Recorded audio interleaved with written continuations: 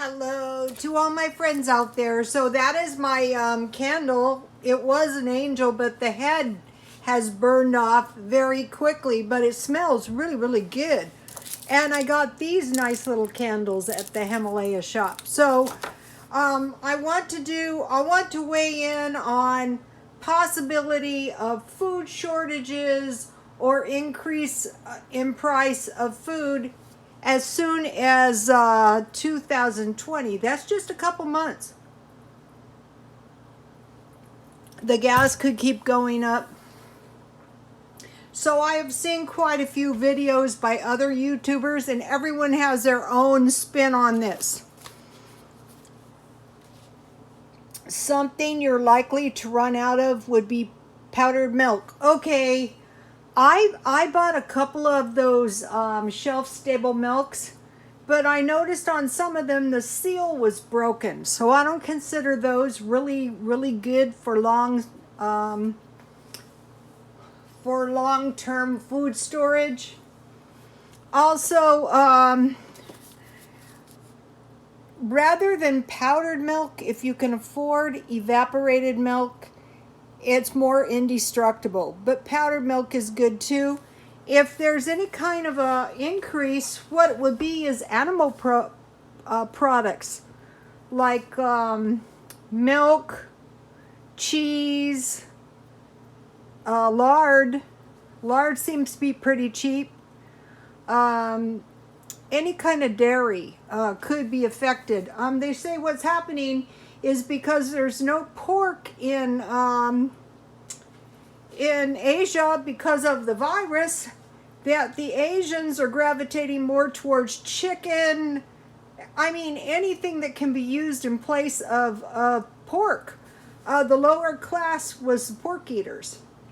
So they're going to be moving up, to afford more beef or chicken or, I would expect an increase in Spam. I would stock up on some Spam. Shortening. Okay, one of the followers left a message that in World War II, the people were starving so bad they even tried to resort to motor oil. You don't want to run out of shortening, margarine, butter, lard. You want to stockpile as much as you can. Also, the other night, when my neighbor was out of shortening to fried chicken, you can use bacon grease, but it's not going to be the same when you're trying to, well, you could use your bacon grease to make your bread and stuff. It's better than nothing. You should be stockpiling it in the refrigerator, all your grease. Okay, sugar. During the Depression, they were low on sugar. That is not good when you don't realize how much you use sugar. Okay, Christmas is coming up, and generally that is a good time to buy sugar. So during the Depression, they were short on sugar. During World War II, they were short on oil or shortening. I would stockpile up the highest quality shortening I could. During the Depression, they didn't have that much meat. In fact, even when I was a kid, you go to the store with your grandmother, and my grandmother would always buy the meat first. You buy your meat first, because you don't want to run out of meat. Because during the Depression, they didn't have as much meat. Okay. Ricky and I knew this woman, and she ran out of vegetables, fruit, and bread with 11 days before payday. 11 days is a long time. Another thing is if you don't have that much money and you can qualify, go to the welfare department and get food stamps now and stock up while you can. Go to the food pantries, the food banks as many times as you can, and stock up if you don't have a food storage. Don't be prideful. They're predicting gas increases. Gas is about $4 a gallon out here. So all these increases in prices are going to affect everything. The gas price affects the food price.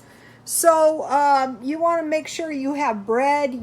For bread, you have flour, yeast, salt, and sugar. That way you can make a basic bread. Canned vegetables and fruit. Dry fruit is good. Anyway, you don't want to be running out. You can use ketchup. If you don't have vegetables, you can use jam if you don't have fruit for a few days. But what happens is when you start getting food shortages, you don't just run out of one thing, you start running out of everything. And pretty soon you don't have anything in the house to eat.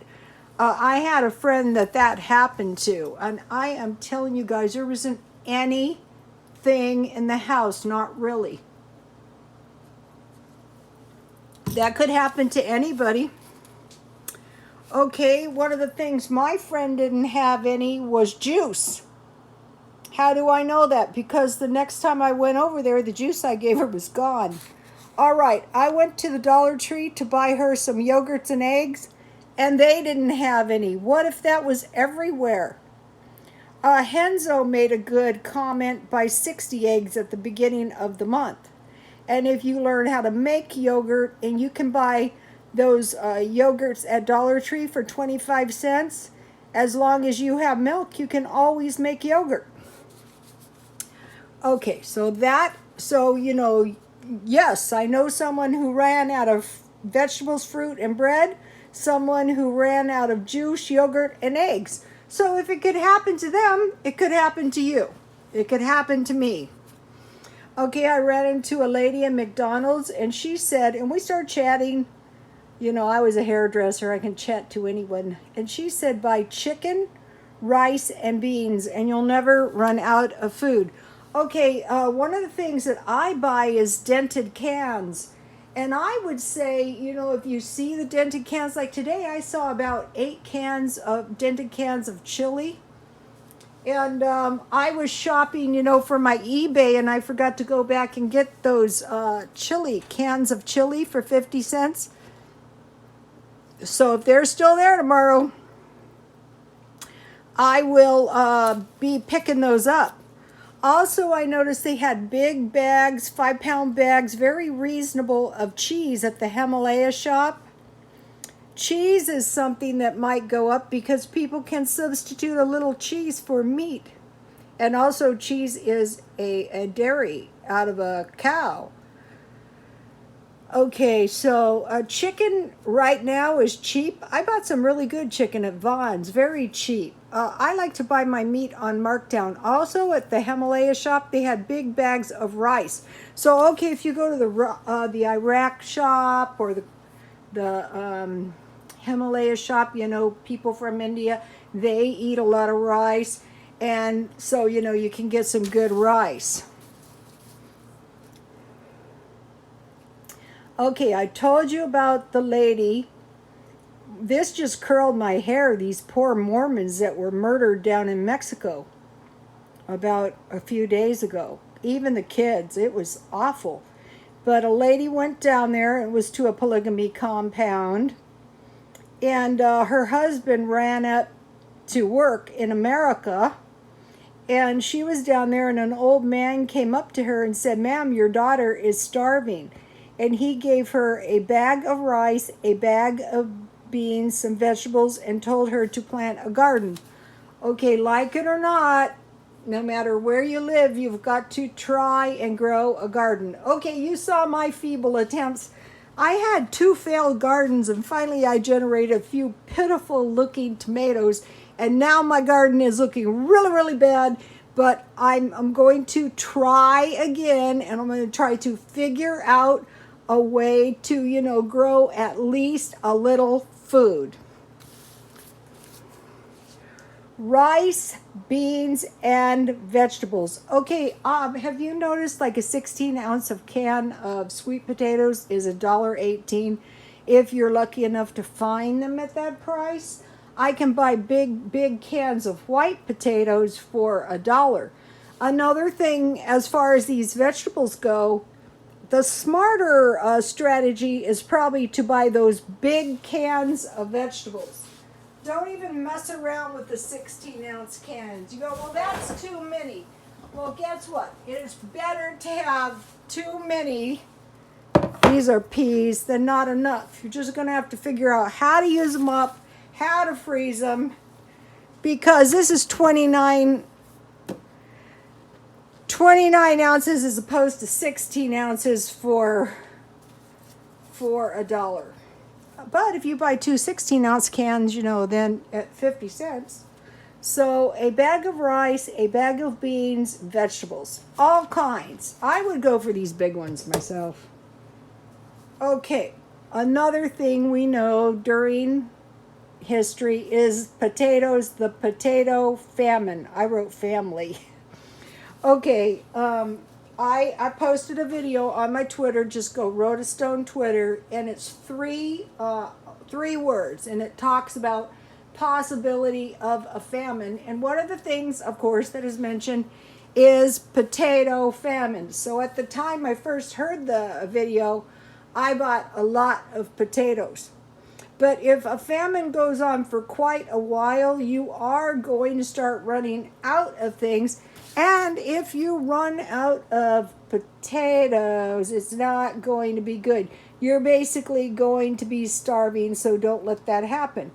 Okay, another thing that has been mentioned as possibility of shortages is oatmeal. So right now it's pretty cheap. So just buy a couple boxes at the Dollar Tree. I usually get this kind. I have food all over the house. It's actually kind of a nightmare, but it won't be a nightmare if the price starts going up. Dollar Tree, $1. I better move my angel. Just buy one or two of those every now and then. Also, I was thinking about it. Okay, if you have to use your coffee creamer for milk, stockpile these big ones. This is something it might not be too bad in. Like if you start running out of milk and you had these big coffee creamers, 1 cup hot water and 1/3 cup coffee creamer on your oatmeal, because it's kind of a sweet taste. But I've made macaroni and cheese out of this, so that goes back to milk. Okay, now. All right, now this has been documented in the Bible. Barley, oil, and wine. So what I did is I started a whole new stockpile that's everything grape. You know, because if it ever happened once, it might possibly happen again. This is going to make a lot of grape stuff. Barley. Why barley? Well, with barley, if you have some vegetables and a little handful of barley, and when I was shopping for barley, I finally found it at Sprouts. I would stockpile that. Because evidently, if you have barley, maybe you're not going to starve. Maybe you can add it to your broth or whatever. I also heard another awful thing. In Mexico, you know, when all this stuff happened, they had bean soup with only a few beans floating around. That's not good either. Lentils. I noticed in the India shop they have big bags of lentils. Salt. You don't want to be running out of salt. Furthermore, I heard salt is good for barter. Coffee and liquor, in particular whiskey. Whiskey can be used medicinally. Tea. Wars have been fought over tea. If you don't have anything except water, and you just happen to have some tea, it's better than nothing, especially if you have some sugar. Okay, now for barter. Weapons. You know, I was thinking about those Mormons that were slaughtered. What if they had weapons to fight, to shoot back? Someone tries to shoot you, you know, the ability to shoot back. Heaters.